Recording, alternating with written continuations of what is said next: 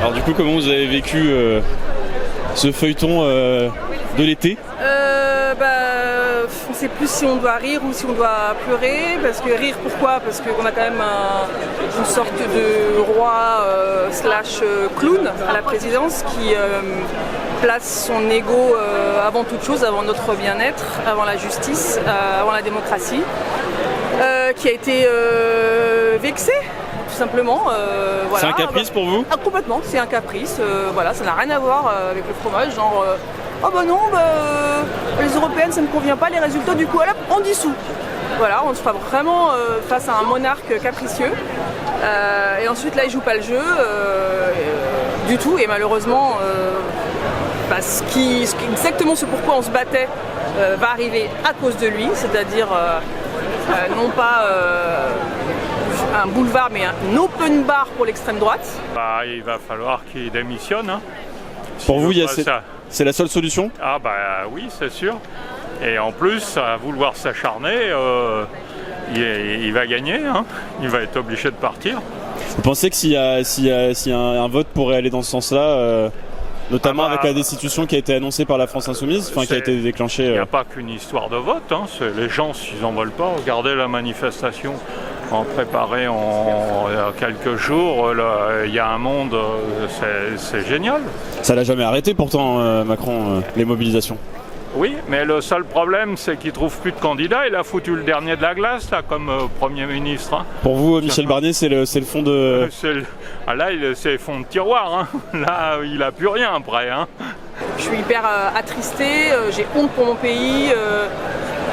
On parle du pays des droits de l'homme, égalité, fraternité, égalité, pas du tout quoi. Pas du tout, fraternité encore moins. C'est désolant, je pense qu'on peut largement faire mieux, je pense qu'il y en a beaucoup qui pensent comme moi, mais là on leur montre que même s'ils votent, ça sert à rien. Moi j'ai voté Macron 2 fois, voilà, parce que c'est toujours mieux, moins pire que pire, toujours, toujours. Et demain, je revoterai pour un type de droite contre un type d'extrême droite, parce que ça sera toujours mieux, moins pire que pire. Donc malgré la situation... Moi je serai jamais aussi bête qu'eux à voter pour le pire, pour éviter que parce qu'ils défendent que leur argent finalement ces gens-là. Là ils ont décidé de mettre en danger tous les gens qui ont une couleur de peau qui va pas dans ce pays. Et malheureusement il y a des chaînes de télévision qui le répètent chaque jour. Dès qu'il y a un fait divers, on se demande de quelle couleur de peau était la personne, comme si c'était quelqu'un qui était plus coupable s'il est coloré ou pas quoi. Donc on voit bien qu'il y a un racisme qui monte en France. Et au lieu de mettre des gens qui vont partager la richesse pour remettre du commun dans la société, on continue à diviser les gens sur une base raciale. Et à ce que ceux qui en ont beaucoup continuent d'accumuler, puisque j'ai plus les chiffres, mais les 500 familles qui ont multiplié par 4 leur richesse, ils sont pas partis de 10 000 euros, hein. Ils sont partis de 50 milliards, donc voilà. En fait, moi, tout ça, c'est la confirmation pour moi que Macron est un autocrate en puissance et que, il le prouve tous les jours. Tous les jours, il va encore plus loin. Et il va plus loin, malheureusement, tout en étant pas anticonstitutionnel. C'est-à-dire toujours sur la limite Toujours en exploitant au maximum toute la Constitution et le flou qu'il y a dedans, parce que c'est extrêmement flou.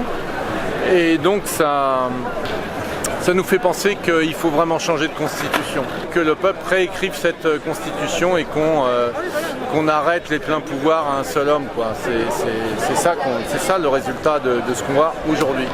Vous faites partie de ceux qui soutiennent la destitution qui a été complètement, déclenchée. Oui. On savait qu'il était inféodé au capital et qu'il allait de toute façon ratatiner le peuple. Quel intérêt il aurait eu à... C'est trop évident là maintenant. Même quelqu'un qui ne voulait pas voir, il est bien obligé de voir qu'il se jetait notre tête. Voilà. Vraiment. Et pourtant, moi j'étais enseignante, je connais très bien sa famille puisque j'étais à Bagnères-Bigorre, pratiquement en face de ses grands-parents maternels. Donc je connais, je sais d'où il vient, il a l'âge de mon fils, il a même joué à je vois ce que c'est. Mais non, il n'est pas fini, il est juste juste un féodé au capital, c'est tout. C'est pas un personnage qui pourra nous aider, donc il faut qu'il s'en aille, quoi.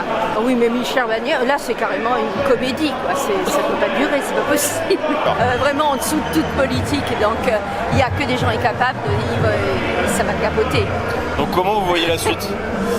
Eh ben moi je vois comme une remobilisation, en particulier de la jeunesse, comme vous, parce que des gens de mon âge, il y en a qui sont encore mobilisés. Moi je suis une militante pour de vrai, c'est-à-dire dans ma vie je suis écolo, dans ma vie je suis libre, dans ma vie je suis...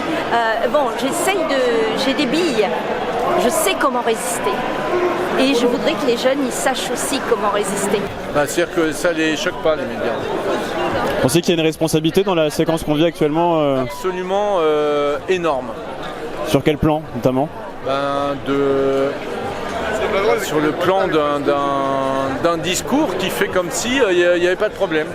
Et le problème, c'est le nouveau Front Populaire qui n'a pas choisi Cazeneuve. Donc qui est responsable de ce qui arrive. Non, enfin, on marche sur la tête, on est en plein 1984, quoi. C'est orwellien ce qui se passe. Pour vous, c'est quoi les problèmes majeurs là, à régler le pouvoir d'achat, le droit de vivre, l'augmentation des retraites, parce que je suis retraité, puis les retraités, ils en ont... Mais du boulot décent, des services publics qui fonctionnent, il n'y a plus rien qui fonctionne dans ce pays, il n'y a plus rien. On passe du plus jeune Premier ministre au plus vieux de la 5ème République. Donc Macron, il se fout bien de notre gueule, quoi. Pourquoi vous dites ça? Par rapport au feuilleton de cet été? Par rapport à son mandat? Puis c'est surtout que Barnier, il fait partie quand même des LR qui n'ont jamais fait aussi peu de sièges dans une élection législative. Donc il prend un des plus petits partis pour choisir son Premier ministre. Alors que on va dire l'habitude aurait voulu qu'il prenne Lucie Castet du NFP et qu'au moins l'opportunité de créer un gouvernement qui aurait peut-être fait l'objet d'une motion de censure, mais au moins la tradition aurait été respectée. Et là c'est quoi du coup? C'est un caprice? Comment vous le ressentez? Non, c'est le roi qui décide, c'est un monarque. Il a étiré la 5ème République jusqu'au bout et de manière à être un hyper président qui est au-dessus de tout le monde. Comment vous voyez la suite? La suite, elle est ici, dans la rue, parce que de toute façon, il n'y aura pas d'autres élections avant un an. Donc en attendant, Vous faites partie de ceux qui imaginent déjà une future dissolution, c'est quand vous dites ça? Oui, et puis là, le but, c'est de montrer que le programme du NFP, c'est celui qu'il faut pour les Français. Et c'est là que réside notre avenir, un vrai partage des richesses. Malgré la situation actuelle, la dissolution, le fait que justement le vote n'ait pas été respecté, vous allez continuer à voter, entre guillemets, ça vous a pas dégoûté? Non. Non, parce que en fait, quelle est l'alternative? Il n'y en a pas. Moi, je suis un démocrate contrairement à eux. Et je le resterai. Je tomberai pas dans l'autoritarisme comme eux, ils sont en train de le faire. Moi, je resterai un démocrate tout le temps et je sais faire la différence entre un fasciste et un homme de droite avec qui je partage pas des idées. Et avec lequel même je combats des idées puisque je manifeste, je fais des grèves, donc je fais tout ce qui est démocratiquement possible pour défendre mes idées. Mais par contre, je ne m'allierai jamais avec des racistes et des fascistes. Donc pour vous, la pancarte, c'est un peu une manière de dire que justement, à côté de ça, en face, pour vous, c'est plutôt un monarque, Macron C'est clair. En fait, la différence entre un monarque et un président, c'est la démocratie. Et il ne respecte pas la démocratie. Voilà, tout simplement. Donc c'est à ce niveau-là qu'il a basculé, mais ça fait un moment qu'il a basculé. Hein. Comment vous l'avez vécu ce feuilleton-là tout l'été C'était une farce. C'était méprisant pour les électeurs et de toute manière, je sais plus qui a dit ça, mais oui, c'est quelqu'un qui est pervers, Macron. Il aime bien jouer avec les gens et il profite de son pouvoir, il joue avec le pouvoir au lieu de l'exercer. C'est ça un petit peu le problème. Est-ce que ça vous a déçu du vote, des modalités des élections, de voir ce résultat, d'avoir été voté une seconde fois pour finalement... Bah ça c'est sûr, je pense qu'en vrai la plupart des gens qui ont voté à gauche et tout. Et je pense aussi même à ceux qui ont vraiment joué le jeu, on va dire, du Front républicain. Ceux qui ont fait barrage? Voilà, c'est ça, ceux qui ont fait barrage et qui s'attendaient pas à une décision comme ça et qui vont se sentir floués, quoi. Et là on se dit c'était un peu le vote de la dernière chance et ça peut vraiment desservir la gauche parce qu'il y a des gens qui se disent bah on a voté à la gauche et regarde ils n'arrivent même pas à faire un gouvernement. Ça c'est problématique. Et en vrai moi je suis militante donc en vrai je vais continuer à faire de la politique et à voter et tout. Et je sais qu'il y a des gens qui peuvent se dire bah on a voté pour de la merde donc pourquoi est-ce qu'on va continuer à voter? Est-ce que c'est des discours que vous entendez dans votre entourage par exemple Non mais ça m'étonnerait pas qu'il y ait beaucoup de gens qui pensent comme ça. C'est pas à Macron de décider, c'est à l'Assemblée nationale. On présente le programme du nouveau Front populaire et puis après c'est au sein de l'Assemblée qu'on discute les modifications, les acceptations, ce qui est acceptable, pas acceptable. Enfin celui qui vote contre la retraite, enfin le retour à la retraite à 62 ans et à la retraite à 60 ans, je lui souhaite du plaisir pour les prochaines élections. Vous faites partie de ceux qui pensent que c'est un coup de force là, politiquement? Non, il essaie de maintenir... Ou simplement il manipule bien la Constitution à son avantage. Attendez, la Constitution, ça se change une Constitution. Et puis le jour où on décide de plus l'appliquer, en 1789, quand ils sont réunis aux États généraux, ils ont dit on fonctionne plus comme ça. Au roi, il fonctionne plus comme ça, c'est tout. Vous le comparez au roi, Macron?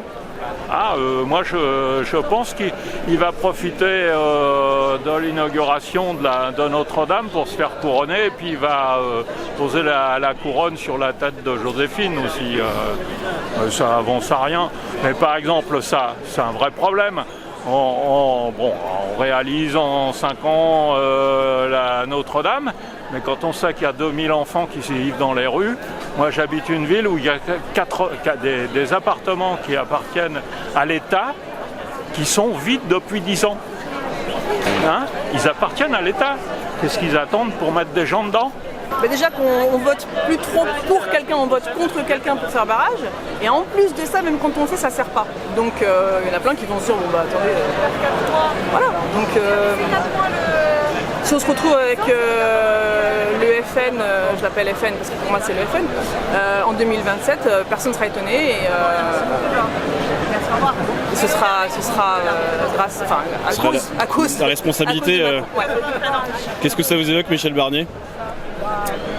Ça m'évoque la France d'avant, la France du passé, un conservateur, les traditions, ne serait-ce que dans son vocabulaire, les gens d'en bas. C'est quoi? C'est le Macron 2017 un petit peu? Ouais, c'est ça, ils sont bien trouvés, c'est l'arrogance, c'est les gens comme moi au-dessus, c'est le ton hautain, c'est le passé aussi, c'est les discriminations, on a vu donc sur le mariage homosexuel, le libéralisme à plein nez, c'est des lois concernant l'immigration comme l'extrême droite, donc c'est... Comment vous voyez l'avenir du coup, si vous le voyez pas, en tout cas si vous avez été déçu par le résultat des élections? On tient bon, mais c'est vrai que je suis pessimiste.